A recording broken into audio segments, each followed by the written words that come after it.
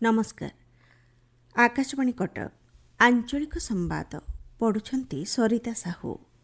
मुख्य संवाद शिशुर अभिवृद्धि पई सुरक्षित पारिवारिक परिवेशर आवश्यकता उपरे राज्य सरकार गुरुत्व देउछंती कहिले उपमुख्यमंत्री प्रभाती परिडा।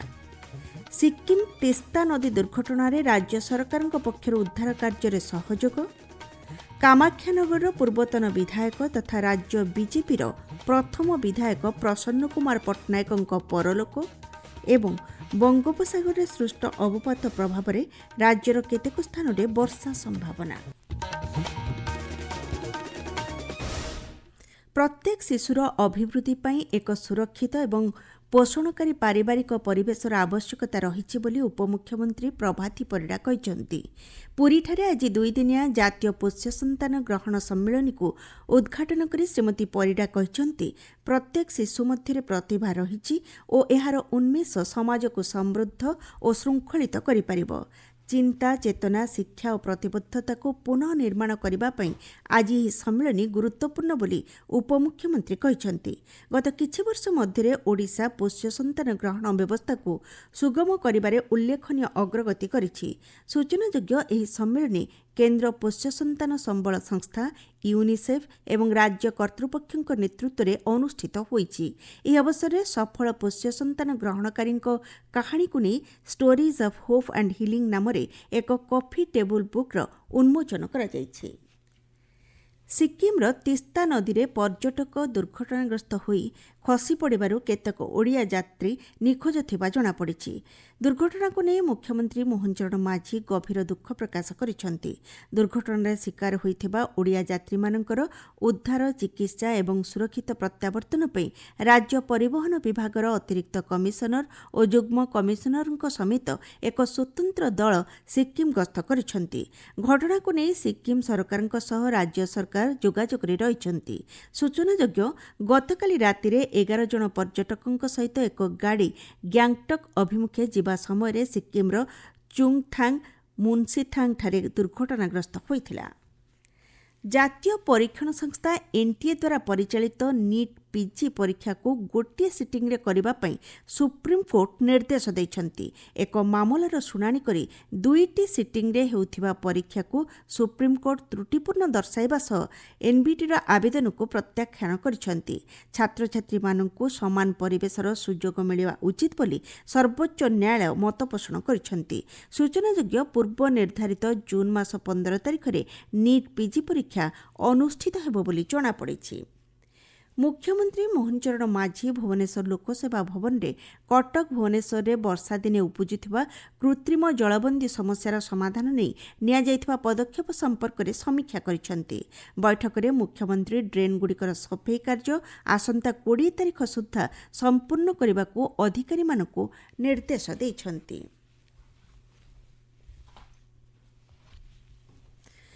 शिक्षक शिक्षयित्री मानक निमंते उद्दिष्ट स्वतंत्र ओटीटी परीक्षा आसंता जुलाई मास 20 तारिख में अनुष्ठित हेबो।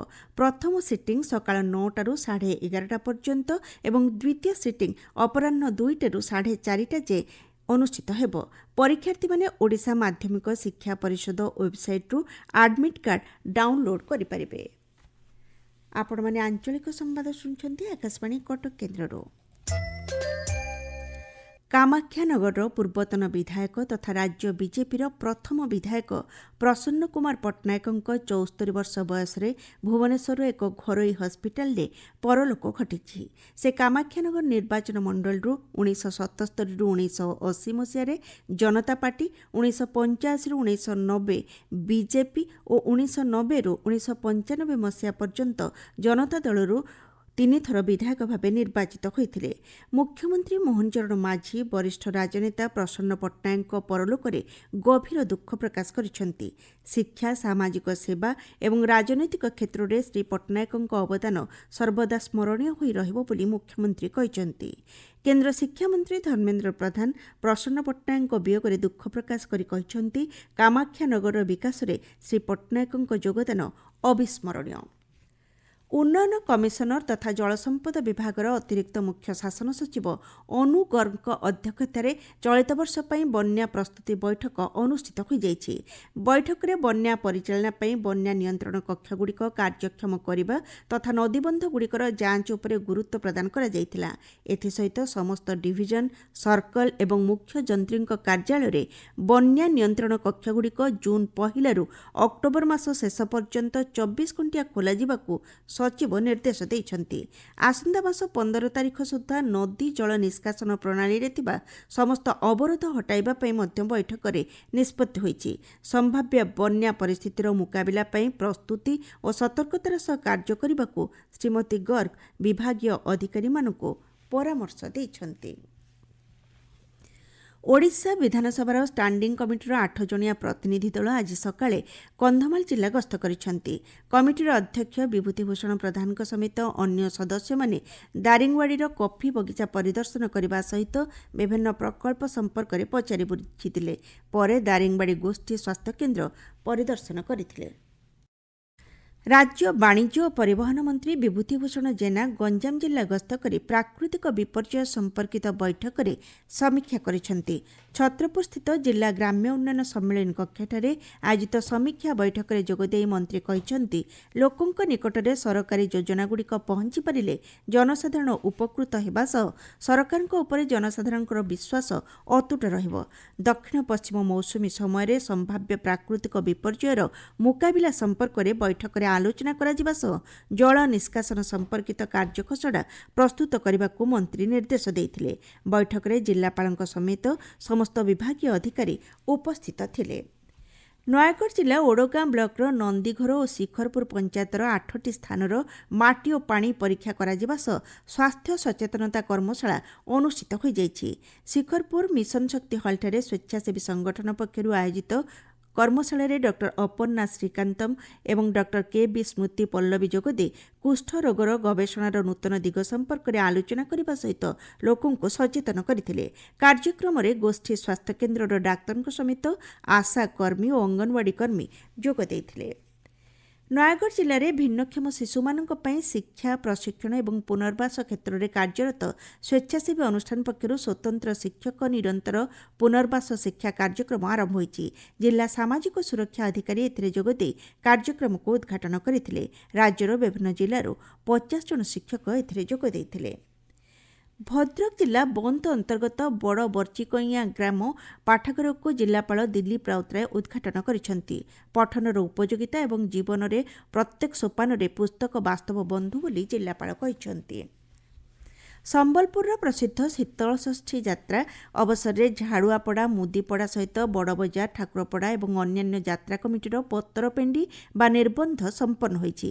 ଏହି ଅବସରରେ ଝାଡ଼ୁଆପଡ଼ା ଲୋକନାଥ ବାବାଙ୍କ ଶୋଭାଯାତ୍ରା କନ୍ୟାପକ୍ଷ ସାକ୍ଷୀପଡ଼ାସ୍ଥିତ ରାଜସ୍ୱ ମନ୍ତ୍ରୀ ସୁରେଶ ପୂଜାରୀଙ୍କ ଘରେ ପହଞ୍ଚିବା ପରେ ପରମ୍ପରା ଅନୁସାରେ ନିର୍ବନ୍ଧ କାର୍ଯ୍ୟ ସମ୍ପନ୍ନ ହୋଇଥିଲା। ହିନ୍ଦୀ ସାମ୍ବାଦିକତା କ୍ଷେତ୍ରରେ ପ୍ରଥମ ହିନ୍ଦୀ ଖବରକାଗଜ ଉଦନ୍ତ ମାର୍ତ୍ତଣ୍ଡର ସ୍ମୃତି ରକ୍ଷାରେ ପ୍ରତିବର୍ଷ ଆଜିର ଦିନକୁ ଦେଶରେ ହିନ୍ଦୀ ସାମ୍ବାଦିକତା ଦିବସ ରୂପେ ପାଳନ କରାଯାଉଛି। 1826 ମସିହା ମଇ ମାସ 30 ତାରିଖରେ ହିନ୍ଦୀ ଭାଷାରେ ପ୍ରଥମ ଖବରକାଗଜ ଉଦନ୍ତ ମାର୍ତ୍ତଣ୍ଡ ପ୍ରକାଶ ପାଇଥିଲା। ପଣ୍ଡିତ ଯୁଗଳ କିଶୋର ଶୁକ୍ଳ ଏହାକୁ କଲିକତାରୁ ଏକ ସାପ୍ତାହିକ ଖବରକାଗଜ ଭାବରେ ପ୍ରକାଶ କରିଥିଲେ। ଇଂରେଜ ଶାସନ ସମୟରେ ଏହି ଖବରକାଗଜ ଲୋକମାନଙ୍କର ସ୍ୱର ଉତ୍ତୋଳନ କରିବାର ଏକ ମାଧ୍ୟମ ଥିଲା। ଶିକ୍ଷାମନ୍ତ୍ରୀ ଧର୍ମେନ୍ଦ୍ର ପ୍ରଧାନ ହିନ୍ଦୀ ସାମ୍ବାଦିକତା ଦିବସରେ ସମସ୍ତ ସାମ୍ବାଦିକଙ୍କୁ ଅଭିନନ୍ଦନ ଜଣାଇଛନ୍ତି। ପାଣିପାଗ। ବଙ୍ଗୋପସାଗରରେ ସୃଷ୍ଟ ଅବପାତ ଉତ୍ତର ଓ ଉତ୍ତର ପୂର୍ବ ଦିଗରେ ଗତି କରିବା ସହ ଆସନ୍ତା 12 ଘଣ୍ଟା ମଧ୍ୟରେ ଲଘୁଚାପରେ ପରିଣତ ହେବାର ସମ୍ଭାବନା ରହିଛି। ପ୍ରଭାବରେ ଉତ୍ତର ପୂର୍ବ ରାଜ୍ୟରେ ପ୍ରବଳ ବର୍ଷା ହେବା ନେଇ ପାଣିପାଗ ବିଭାଗ ପକ୍ଷରୁ ଅନୁମାନ କରାଯାଇଛି। ଭୁବନେଶ୍ୱର ଆଞ୍ଚଳିକ ପାଣିପାଗ ବିଜ୍ଞାନ କେନ୍ଦ୍ରର ସୂଚନା ଅନୁସାରେ ଆସନ୍ତା 24 ଘଣ୍ଟା ମଧ୍ୟରେ 10ଟି ଜିଲ୍ଲାରେ ଅତି ପ୍ରବଳ ବର୍ଷା ହେବାର ସମ୍ଭାବନା ରହିଛି।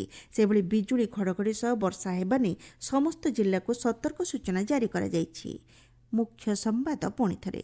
ଶିଶୁର ଅଭିବୃଦ୍ଧି ପାଇଁ ସୁରକ୍ଷିତ ପାରିବାରିକ ପରିବେଶର ଆବଶ୍ୟକତା ଉପରେ ରାଜ୍ୟ ସରକାର ଗୁରୁତ୍ୱ ଦେଉଛନ୍ତି, କହିଲେ ଉପମୁଖ୍ୟମନ୍ତ୍ରୀ ପ୍ରଭାତୀ ପରିଡ଼ା। ସିକିମ୍ ତେସ୍ତା ନଦୀ ଦୁର୍ଘଟଣାରେ ରାଜ୍ୟ ସରକାରଙ୍କ ପକ୍ଷରୁ ଉଦ୍ଧାର କାର୍ଯ୍ୟରେ ସହଯୋଗ।